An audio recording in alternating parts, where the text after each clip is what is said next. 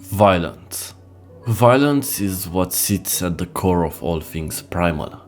It's an instinct as old as time, that to destroy what is opposing you and to watch the destruction of what is simple. Violence in movies has long been a very debated and divisive topic amongst people. It used to be a serious topic of contention, whereas nowadays people are more open to the idea of seeing violence in their films. It wasn't always this way. People claimed that art has no place meddling with violence, the two intersecting to create stories or scenarios that were simply tasteless. Well, not exactly. I believe claims like that can be quite absolute, but for much of the 20th century, particularly under the influence of religious institutions, moral reform groups, and censorship bodies, violence in cinema was framed as something incompatible with the ethical responsibility of art, especially popular art aimed at mass audiences. This all coincided with, for example, cases of the Satanic Panic during the early and late 80s, and a lot of other events which led to an outcry from parents, churches, and groups that felt violence for the sake of violence was just a fading fad which was slowly corrupting the youth.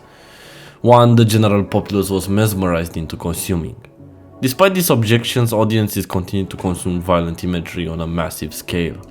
Viewers flocked to the theaters to watch shootings, explosions, and on-screen deaths in films such as The Terminator, Alien, and other blockbuster productions, often with little concern for the implications of that violence, and sometimes even bringing their children along. Even before that, you obviously had things like the Hays Code, the motion picture production code, which governed Hollywood filmmaking from the mid-1930s until the late 1960s. Rather than banning violence outright, the code imposed strict moral conditions on its depiction. Violent acts could not be presented as attractive, crime had to be punished, and suffering was to be implied rather than shown. The Hays Code reflected a broader belief that cinema, as a mass medium, carried a moral responsibility towards its audience. Violence was tolerated only insofar as it reinforced social order and ethical clarity. When the code eventually collapsed, the constraints it had imposed disappeared as well, allowing violence to return to the screen, not merely as a narrative necessity, but increasingly as spectacle, to which a lot had negative things to say about. Criticism of violence didn't solely come from outside the film industry. While many were quick to criticize what was occurring, among those were directors that made movies themselves. The 1997 movie Funny Games, directed and written by Michael Haneke, is one of the most interesting cases of that. It's supposedly an open critique of violence in movies, through a plot of subversion.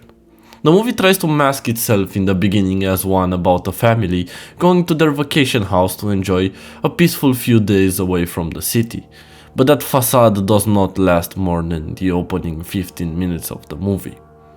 We're introduced to the family formed out of a wife named Anna and a father named George, together with their son Georgie and their dog Rolfie. On the drive over, they spot their next door neighbors, Fred and Eva Berlinger, accompanied by two young Viennese men whom they do not recognize. The men soon visit their house, one at a time, asking for eggs, but repeatedly bother the wife of the family by being overtly clumsy and intrusive.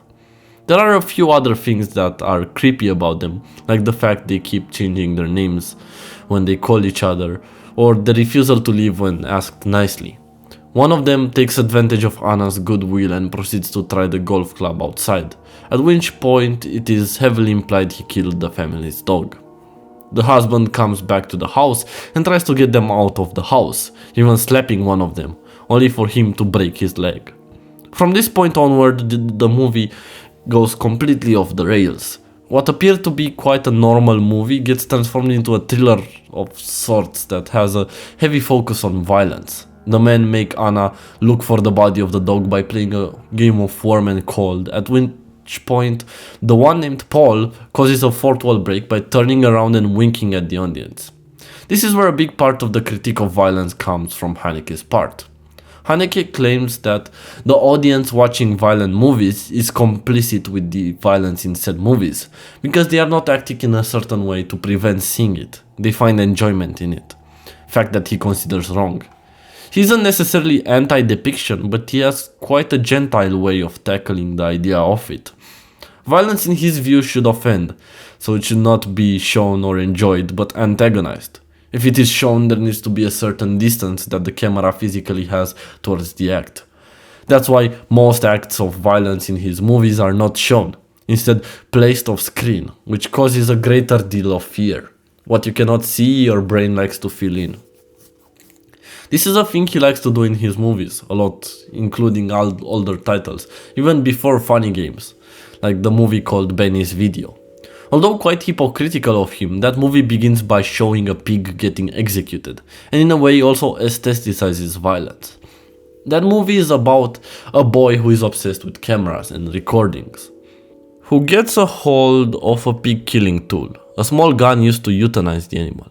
And after befriending a girl and bringing her home, they both play with the gun, and he ends up shooting her. After one shot, because her screaming does not stop, he points the gun at her head and kills her. The rest of the movie focuses on his family's attempts to cover up the murder, which they do by sending him with his mother on holiday, and having the father cut up the girl into pieces and flush her down the toilet. None of this is actually shown, of course, as the movie solely focuses on the view of Cairo in Egypt, and the mother and son being on holiday while the father is doing this terrible act. His entire point of view and what he's trying to show through movies like Funny Games and Benny's Video is that audiences should not get any type of relief through means of violence. A lot of movies use violence as a solution to problems themselves, for example giving the audience the emotional release. The bad guy dies, order is restored, or form their expectations in ways that violence will mean something, or be justified as a means to an end, which Haneke does not believe in. The whole plot of Funny Games centers around the two people who both feel hyper-real in their actions. Every single morally evil thing they do, they turn to the audience and ask, "Are you on board with this?" And every time the audience has the chance to walk away or stop watching the movie, but they don't. In Haneke's view then, the audience is accompanying the violence. All the horrible murder that happens in Funny Games, including the murder of a child whose lifeless body we see headless at the edge of the screen. It's hard to speak about this specific movie because in some ways it achieves what it wishes to create. It's a film that manages to make me sit in silence, eyes glued to the screen, on the edge of my seat, teeth sunk into the cusp of death itself, gripping tightly as I wonder, when will it stop? How much longer will it take for it all to disintegrate into nothingness, for the ink to burn the film and finally put an end to what feels intangible? The first watch felt tantalizing and oppressive. A commentary of systemic violence in film, in media, in anything has never been done in a pure and unfiltered form. It makes you shake and how sheer and real the emotion is while being terrified, utterly stuck within the confines of what appears to be infinite nothingness. Much like this movie does everything from its framing to its shots that feel replicated straight out of paintings. Ivan the Terrible and his son Ivan, one of the scenes replicates it perfectly. Without the context, of course, but the action, the motion, is there. It's stuck in an eternal night of only suffering, much like a black hole, where silence is brought from within. We can shut off the TV at any time and stop hearing the voices and screams of those in pain. That's what Haneke wants us to feel. Yet this position is not without its own contradictions, I feel. It feels very hypocritical because he rejects violence as spectacle. Haneke nevertheless constructs films that rely entirely on the sustained presence of violence to function. While Funny Games denies catharsis, it does not deny the intensity of the emotion caused by violence. In fact, it amplifies it. The audience may be denied emotional release, but they are still subjugated to prolonged tension, dread, and fascination, states that are themselves deeply engaging and derive a certain pleasure from the said violence. In this sense, Haneke condemns the audience for consuming violence while simultaneously forcing the viewer to watch violent acts. The viewer is accused of complicity yet given no meaningful alternative within the film itself. To continue watching is to be guilty. To stop watching is to abandon the work altogether. The moral choice Haneke presents is therefore less a choice than a trap. I think specifically his long takes and his violence being very brief, I guess, is his way of getting around that. I feel like there's no way of depicting violence in film without it eliciting something. Violence on a regular basis cannot be stripped of emotion or enjoyment. I think as such Haneke doesn't really get to escape the spectacle he criticizes. The thing he criticizes, the aestheticization of violence, he's also guilty of it. Because at the end of the day, a lack of show doesn't mean a lack of depiction. By using his precise framing and painterly composition, he comes across as pedantic. The effect of this is people enjoying the film because they think two smart guys who keep joking throughout the entire runtime is indeed really funny. It's that to such a degree that on a second watch, while showing it to a friend, I even felt quite similar, which goes entirely against the film's point. Whether stylized, withheld, or implied, it inevitably elicits a response. And the complete other opposite of the spectrum would perhaps have people who kind of glorify violence. Haneke's two films I've described are defined by restraint and need for moral confrontation. Then we have directors like David Cronenberg, who has a somewhat known reputation that he believes cinema was made to show hedonistic pleasures, sex, murder, and the viewer needs to be directly exposed to the work of art to be able to properly interact with it. There's quite a famous quote from Filippo Tommaso Marinetti that I quite agree with, in which he says, "Art in fact can be nothing but violence, cruelty, and injustice." Which is indeed true. Art, and even film to that degree, should not be catered to be avoidant of issues of violence, to restrain itself from showing it, neither if it was the cruelest thing you've seen, because it causes emotion. Even the most mindless violence, as some would put it, would have thought behind it. I do want to clarify something here, since I'm quoting a futurist who was also very notably a fascist. Marinetti was a strong proponent of fascism, a position I fundamentally disagree with. However, he was also an artist deeply invested in the avant-garde, and regardless of political orientation, certain observations about art can still hold weight. It's something we learn to do as viewers and readers, to extract what is essential without endorsing necessarily the ideology it emerged from. Of course, that isn't always the case. The act of separation is not comfortable, nor should it be. It is something we learn, often reluctantly, to do as viewers and readers. Again, to extract what is essential without automatically endorsing the worldview it emerged from. Of course, this is not always possible, and in many cases, ideology and expression are inseparable. But when discussing violence in art, refusing to engage with uncomfortable sources entirely can itself become a form of avoidance. In a way, this mirrors the broader tension in how we talk about violence itself. We constantly wrestle with the idea that life is mediated through phantasm images, fictions, simulations, things that are not real, and it produces very real emotional, psychological, and even physical responses. If violence is only an image, a representation, then what truly matters? This is precisely the territory director and writer David Cronenberg occupies, and nowhere is that more explicit than in his 1983 movie Videodrome. The film introduces its protagonist, Max Wren, as something of a self-insert for Cronenberg himself. Both work in the film-movie industry, different branches, and have similarly aligning takes on violence and sexual content on the big and small screens. The movie follows this president of a television station for Toronto UHF who specializes in sensationalist programming, showing a variety of films and videos from the disturbing sexually provoking to the violent and gory. In the movie, Max is looking for something that could be the future of television, something that the audiences could watch upon.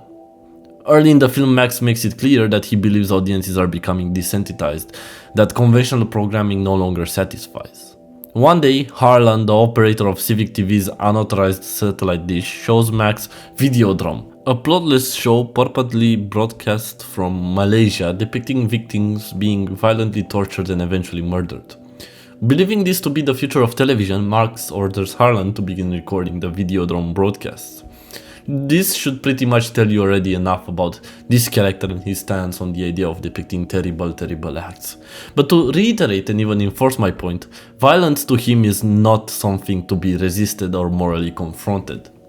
In the first 10 opening minutes, Max Wren gets invited to the Rena King show, a television show where he's just one of the guests alongside Nikki Brand, a radio show host, and one Brian Oblivion, a media theorist who isn't even there physically, instead appearing through a television screen which is on set. During the interview, the host asks Max if he cares that his television station promotes violence and sexual malice. Max Wren. Your television station offers its viewers everything from softcore pornography to hardcore violence. Why? Well, it's a matter of economics, Rena. We're small. In order to survive, we have to give people something they can't get anywhere else. And we do that. But don't you feel such shows contribute to a social climate of violence and sexual malaise? And do you care? Certainly I care. I care enough, in fact, to give my viewers a harmless outlet for their fantasies and their frustrations. And as far as I'm concerned, that's a socially positive act. To which he responds that giving people such an outlet is important. Max does not deny the existence of violent impulses. He normalizes them, positioning media as a pressure valve rather than the catalyst for the violent behavior caused by the average individual. Crucially, it is Nikki Brand who articulates the film's underlying thesis immediately afterwards when she remarks that we crave stimulation for its own sake. This line helps position the movie's identity dead center. Violence isn't something that must be justified narratively or ethically, it is desired purely for its intensity. Meaning becomes just an after effect of the sensation. The rest of the movie focuses on this insane premise of the VHS tape containing the violent video of Videodrome controlling the life of Max Wren.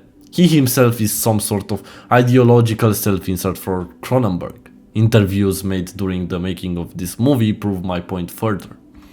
This thematic obsession with violence and dark aspects of cinema did not emerge in isolation, as Cronenberg states.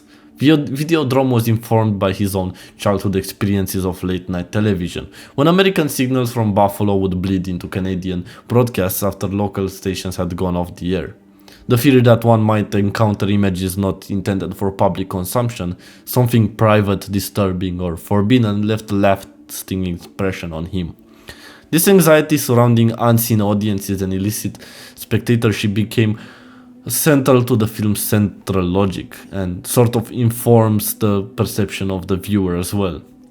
The character of Brian Oblivion, loosely modeled on the media theorist Marshall McLuhan, further reinforces this concern. Oblivion's insistence that the television screen is the retina of the mind's eye promotes McLuhan's idea about media reshaping perception itself. In Videodrome, this concept is taken literally, and the medium no longer extends the senses, instead breaking into the real world and slowly mutating it. As critic Tim Lucas observes, Videodrome grapples with the impact of an increasingly technological world on human consciousness, the intertwined fascination and horror of sex and violence, and the instability of reality under constant mediation. Violence here is not a moral transgression to be condemned or avoided, it is morphotype. Force, one that fuses media, desire, and identity into something disturbingly inseparable. In that way, Videodrome creates a discussion about the way movies, television, videos all interact with our brain, reshaping our perception of reality. How violence and sex affect our reality even through fiction. There's more than one interview where Cronenberg defines many mainstream movies as the cinema of comfort. In most mainstream movies are comfort. It's a cinema of comfort. It's meant to make you feel good and feel cozy, even if it's got some scary moments in it. Everything resolves okay, and it's really just there to reinforce the status quo and get you out of your own life a little bit for a few minutes.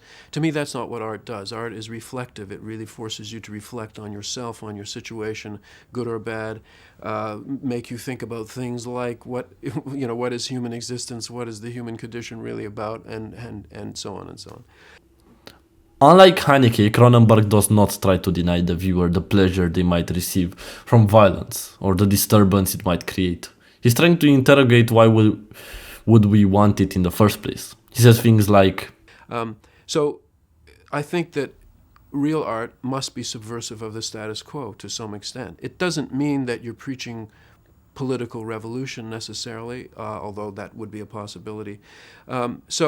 It's inevitable then, if you consider yourself an artist, that you are going to bother people, that you're going to disturb people, and that you're going to, knock over a few walls. And I think, even if that's not your main delight, as it is not really with me. I mean, my main delight, I think I'm very playful. I think playfulness is the main thing that I do. I play with the concepts, with the images, with the connections between things, the metaphors.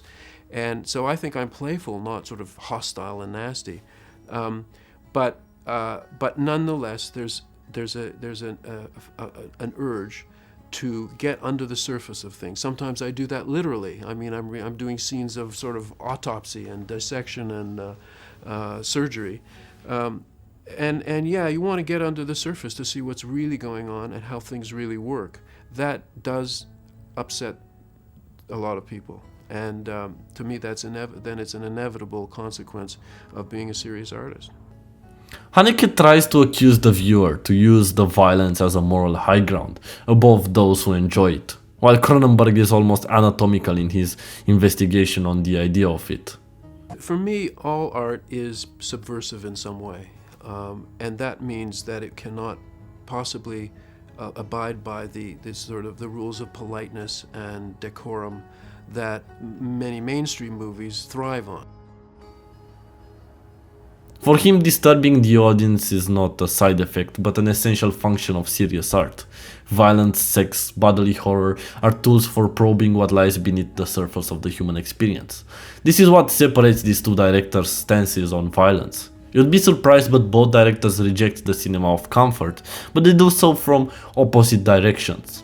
Haneke removes pleasure to expose complicity, Cronenberg embraces disturbance to expose structure.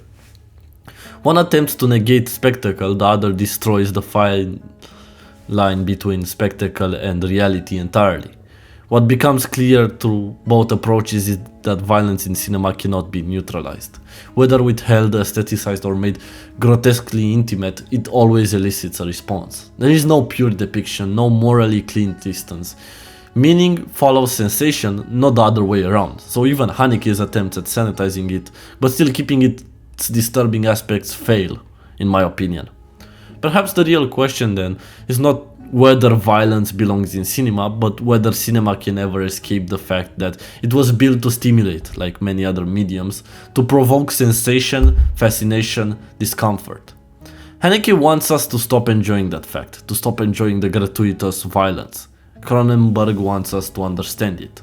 And somewhere between accusation and anatomy, between denial and immersion, lies the uncomfortable truth that cinema, like violence itself, reveals more about us than we might like to admit. Than I would like to admit even. And at the end of the day, whether we like it or not, art in fact can be nothing but violence, cruelty, and injustice.